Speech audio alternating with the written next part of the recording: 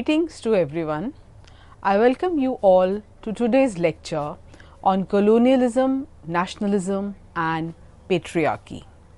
Let us begin the lecture with a brief description of patriarchy.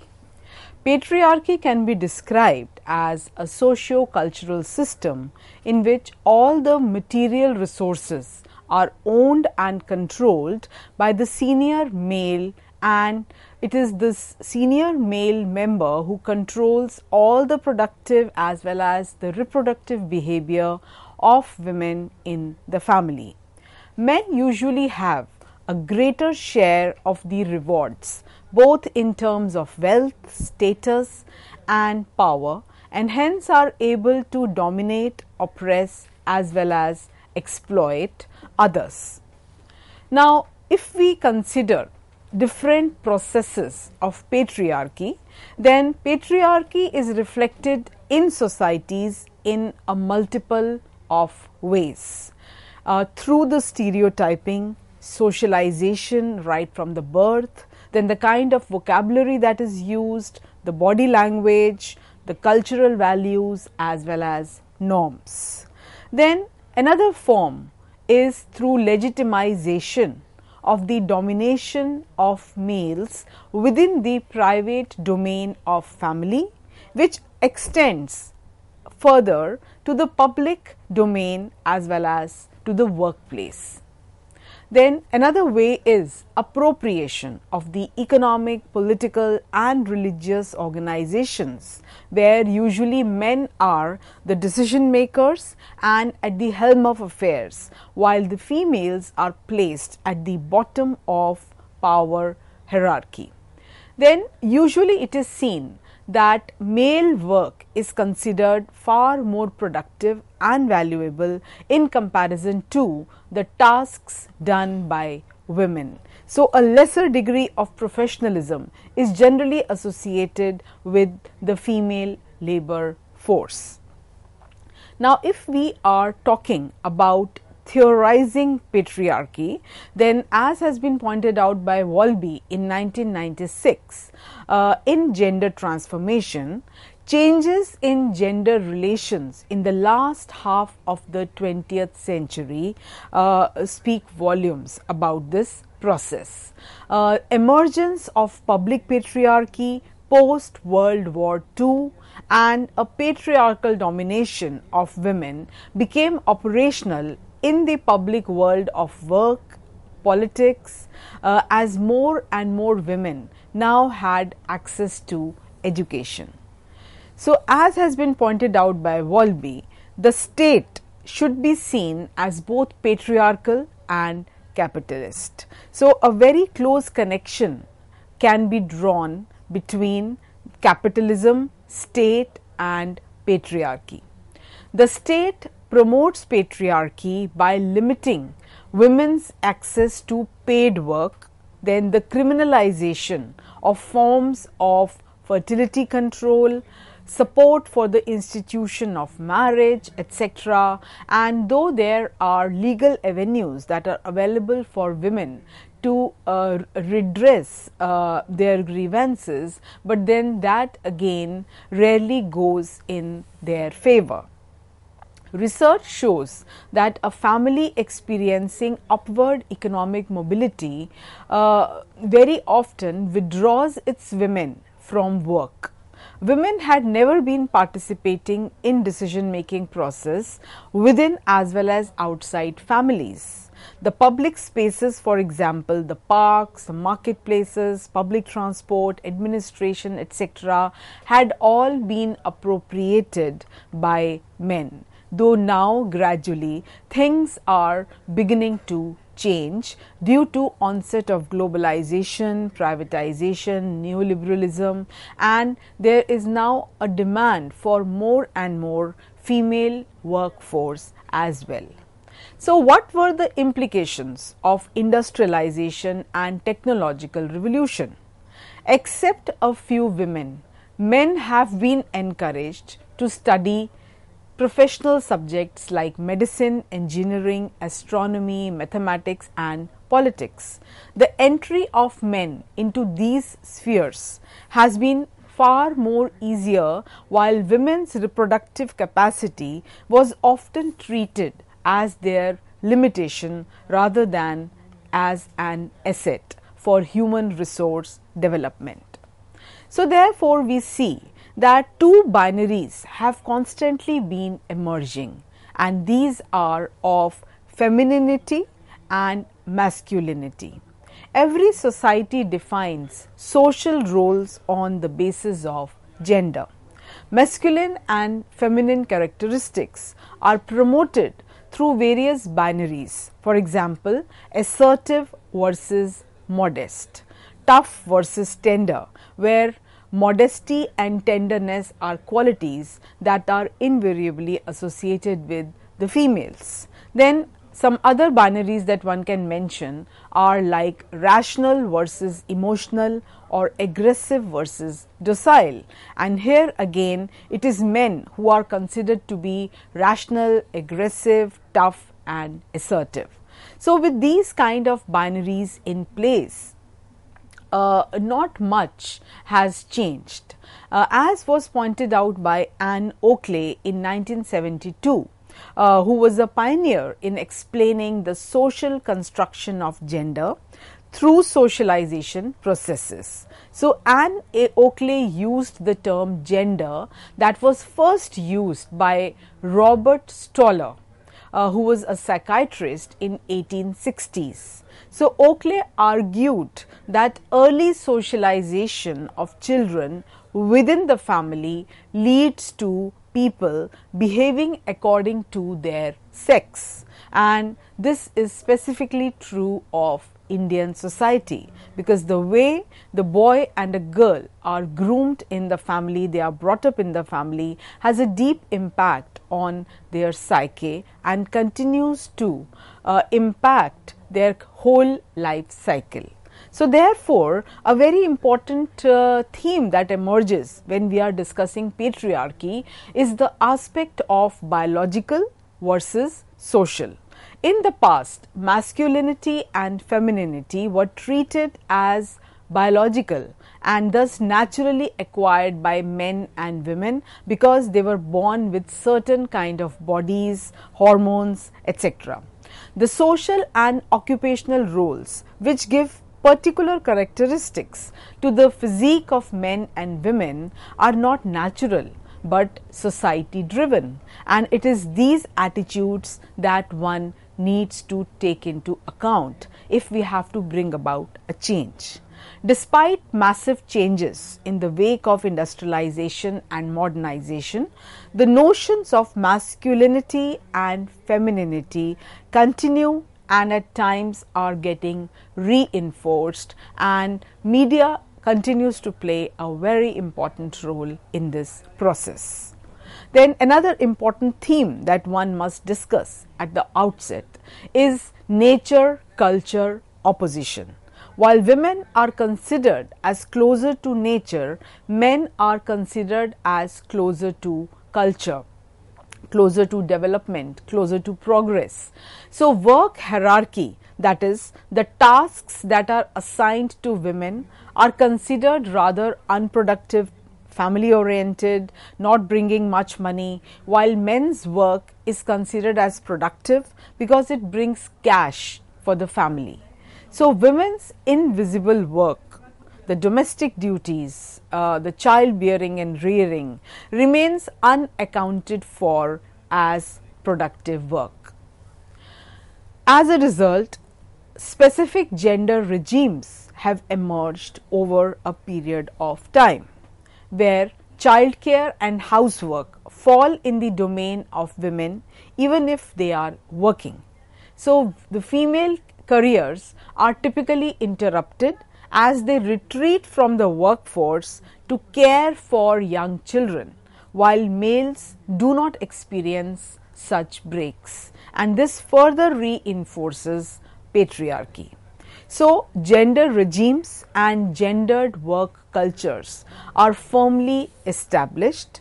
Informal barriers push women back in their careers, promoting further the sexual division of labor.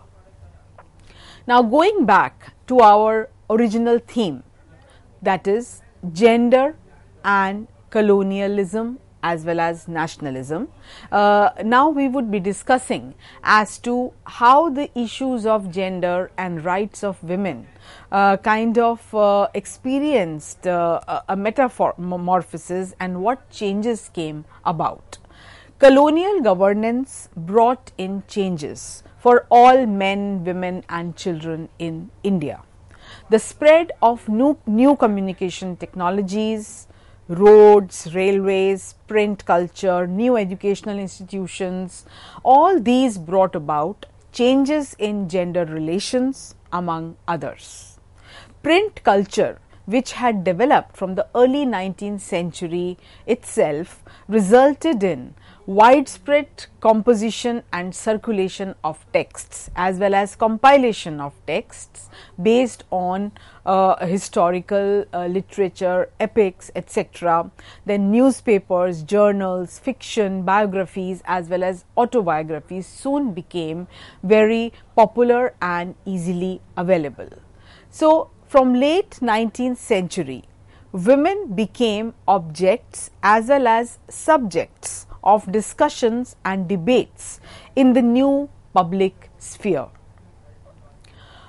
Here, I would like to give examples of a local community of Maharis.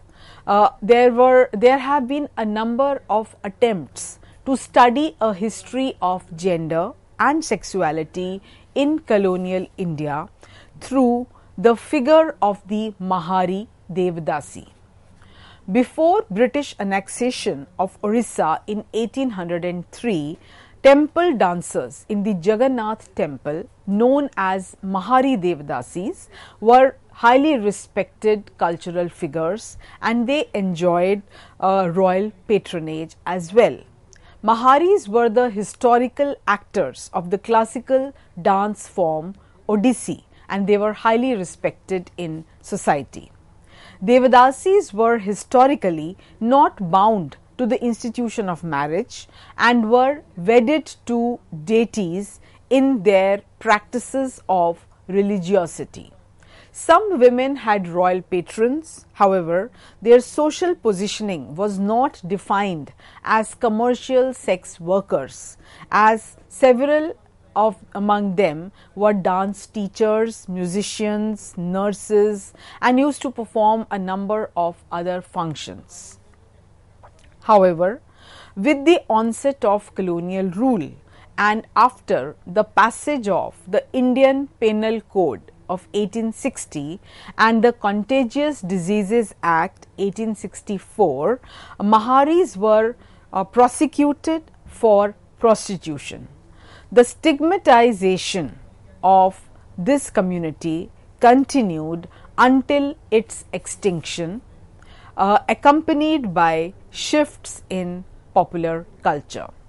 So, these are some of the examples which explain the process of disenfranchisement and social stigmatization, which was a direct byproduct of colonial intervention on gender and religion in Odisha, as must have happened elsewhere also.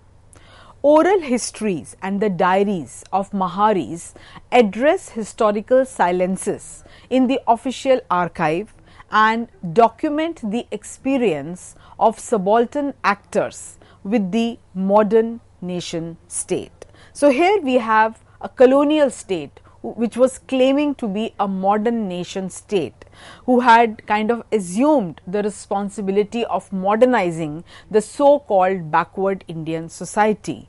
But the end product was that it had a completely different impact, a very regressive impact rather, on women in certain situations. So, there is a need to situate the narratives of these women within the broader global feminist movements. Now, let us talk about women and public sphere in colonial India. several new cultural and audio-visual forms like photography, urban theatre, rural drama troupes captured different lives, experiences as well as problems.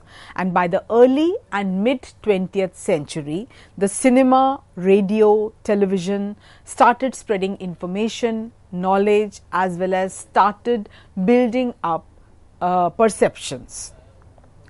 The preconceived notion that was largely being professed and spread by the colonial historiography and also by the Orientalist scholars was the preconceived notion that in Vedic times women enjoyed an exalted status and equality with men, and by the Middle Ages their status had declined. So, by 19th century, what was being projected that it was the colonial rule which was bringing about an age of progressive reforms for Indian women. And a number of humanitarian reformers like Ram Mohan Roy, Ishwar Chandra Vidyasagar assisted the colonial regime in abolishing multiple forms of violence and discrimination against women like sati and enabled them to acquire education and the right to widow remarriage.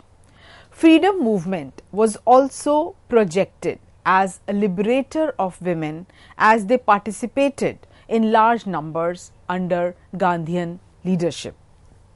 However, the reality has emerged after a discourse was developed by the new histories and reflections on gender.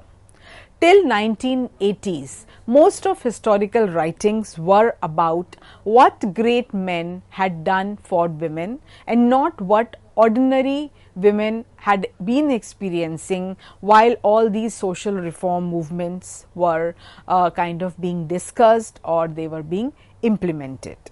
However, with the onset of feminist historiography from the late 1980s, new beginnings were made and it was clarified that the reforms re-imprisoned modern women into a new cage of male desires, morality and a new kind of patriarchy.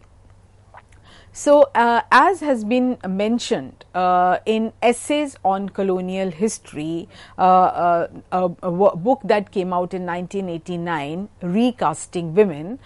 So, this explains by using Marxist and post-colonial framework and it helps in understanding colonialism in the context of a capitalist mode of production.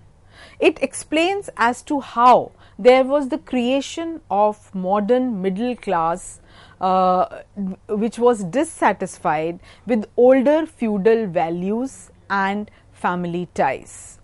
The newly emerging bourgeoisie copied British middle class families' lifestyles and aspired for educated Indian wives and mothers who could become good companions for their modern husbands and who could also nurture their families and help them acquire an enlightened way of life.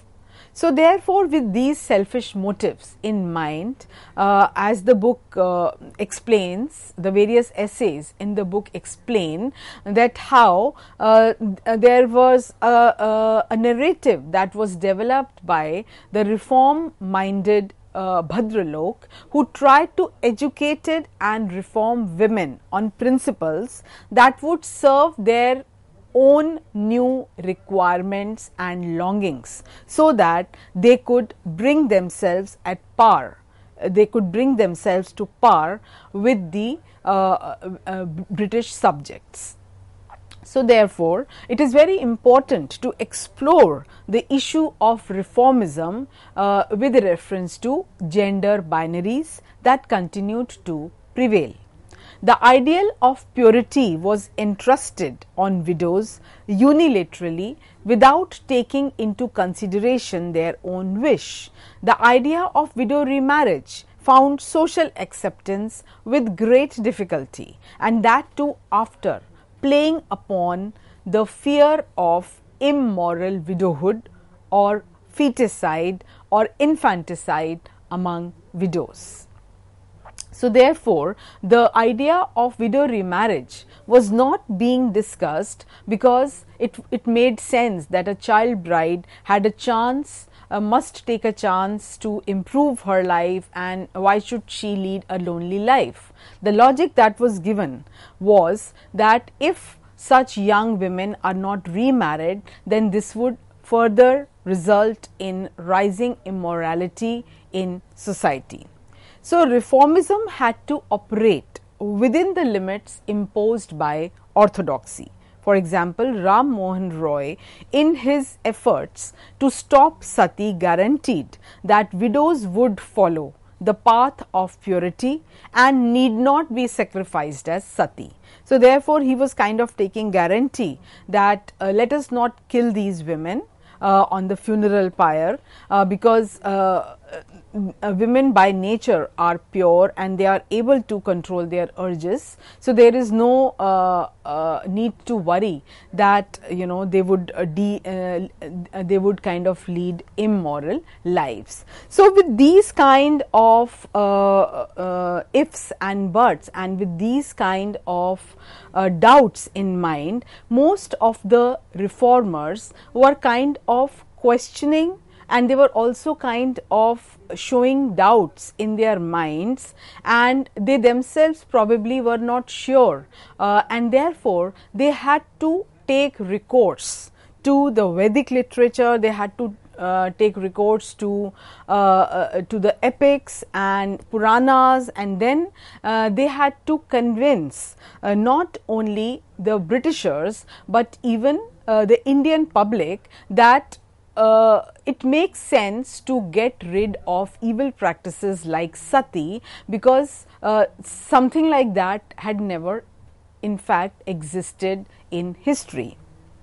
So, therefore, colonialism, though resulted in many positive changes as far as the concept of equality before law was concerned, or the idea of the idea of equal rights irrespective of caste, creed or religion, all that was a welcome change for the masses, for the subalterns. But when it came to issues related to gender, there were definitely some limitations that were there both in the minds of the colonial administrators as well as in the minds of nationalists or in the minds of reformers who were kind of taking a lead in bringing about a change. Now, having discussed briefly as to how colonialism impacted issues related to gender, now let us discuss what was the impact of nationalism. And once national movement started, and with the making of Indian National Congress in 1885, there was now an all India level body that was there, which was going to raise issues related to rights of educated Indians. So, if we kind of explore as to how Congress in its initial sessions, what was its role and what was its approach towards rights of women.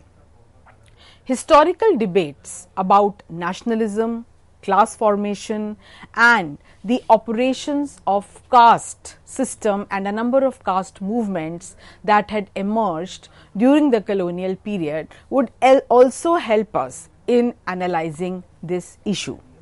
The analysis of the way in which new colonial structures, especially in the field of law, shaped the lives of women also needs to be discussed at length. Then study of specific laws like Widow Remarriage Act and the codification of laws also is very, very relevant, because the debate that revolved around say for example age of marriage and the way there was a whole debate that emerged, and there were so many orthodox elements of Indian society who were kind of against interference in such internal matters pertaining to families, and the idea of child bride was considered and projected as the very basis of Indian society. So, it is these debates and deliberations and a number of cases that appeared from time to time, irrespective of the issue of cruelty towards child brides, that would lay bare the reality of the issue. Thank you.